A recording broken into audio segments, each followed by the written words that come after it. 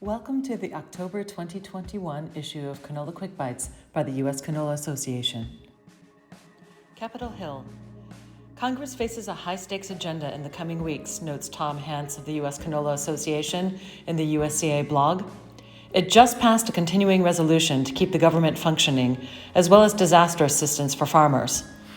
The continuing resolution, signed by President Biden at the nth hour on September 30th, will run through December 3rd, which includes $10 billion for agriculture disaster assistance to cover losses in 2020 and 2021. The federal government is also approaching the statutory debt limit, and action will be needed to suspend or increase it. Moreover, agreement on a reconciliation package and passage of the bipartisan infrastructure bill are pending. On September 8th, the U.S. Canola Association signed a letter to Congress regarding the need to preserve stepped-up basis, which ensures a farmer only has to pay capital gains on farmland's increase in value since it was inherited. Like-kind exchanges, deferred taxes on land sold to purchase new farmland per Ag Week, the Section 199A small business deduction for farmers and cooperatives, and current estate tax exemption levels for farms. The letter was signed by 327 national, regional, and state trade associations. Indications from the U.S. Environmental Protection Agency suggest that the analysis required to approve canola renewable diesel for the renewable fuel standard is moving forward with positive results. However, no specific data from the modeling have been made available yet, and no timetable has been given for the subsequent rulemaking process. On September 21st, the U.S. Court of International Trade rejected Argentina's challenge to the U.S. Department of Commerce's 2020 decision to impose countervailing duties on biodiesel imports from Argentina. The court found the decision lawful and noted that Argentina changed its tax regime 7 times during the investigation. The court further cited evidence that the new administration in Argentina intended to use its export tax regime as a development tool for specific industries. Meanwhile, the Biden administration is reportedly considering lowering biofuel volume targets for 2020, 2021, and 2022. If the administration does so, it would be a setback for the U.S. biofuels industry. On September 13th, President Biden announced the selection of Elaine Trevino, a former California Deputy Secretary of Food and Agriculture, to be his chief agriculture negotiator in the Office of the U.S. Trade Representative. She is currently president of the Almond Alliance of California. According to USTR Catherine Tai, she, quote, understands the importance of America's farmers and farming communities to the vitality of our economy. Her experience will help the Biden-Harris administration craft durable trade policy that creates broad-based prosperity, unquote. Biden has not yet nominated an Undersecretary of Agriculture for Trade and Foreign Agricultural Affairs to replace Ted McKinney. Kansas City Southern Rail Company is seeking to merge with Canadian Pacific after attempts to merge with Canadian National hit a roadblock. The U.S. Surface Transportation Board unanimously rejected Canadian National and Kansas City Southern motions for use of a voting trust, but it had previously approved it for Canadian Pacific. As a result, Kansas City Southern will pursue a merger with Canadian Pacific instead of Canadian National. The U.S. Department of Agriculture will give $700 million in competitive grant funding to farmers impacted by COVID-19 via a new Farm and Food Workers Relief Fund. Applications can be submitted and more information obtained online. Biofuel producers are seeking changes to a proposal to boost production of sustainable aviation fuel.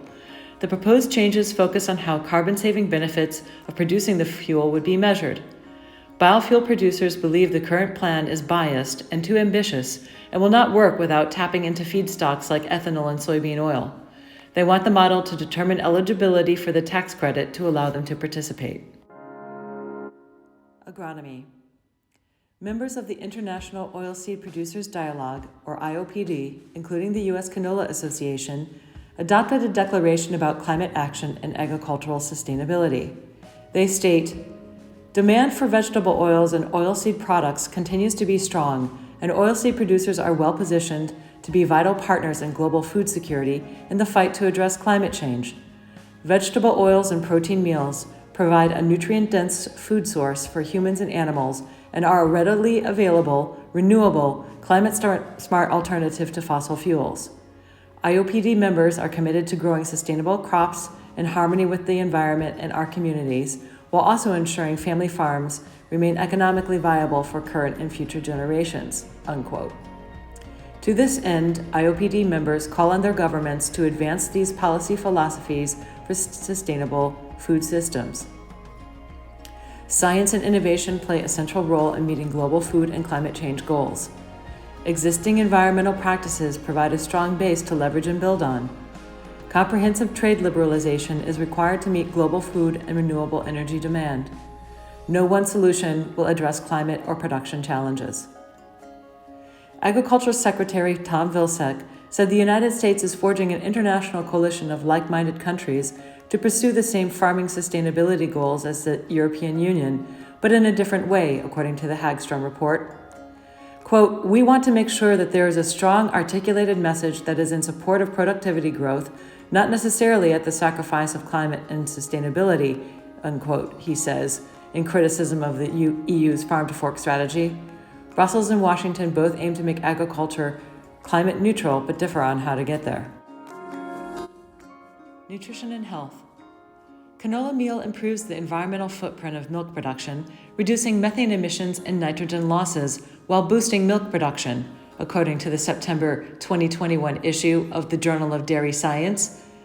Quote, "Diet supplementation with canola meal improves milk production, reduces enteric methane emissions, and shifts nitrogen excretion from urine to feces in dairy cows," note researchers led by Dr. Chauki Binchar, research scientist with Agriculture and Agri-Food Canada in Sherbrooke, Quebec.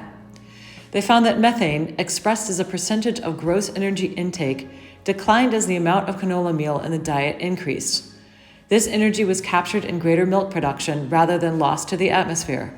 The researchers also found that with each incremental increase in dietary canola meal, more dietary nitrogen from the meal was converted to milk protein, reducing urine nitrogen, which contributes to atmospheric ammonia and nitrous oxide. Other country news. What will happen to the Canadian canola market?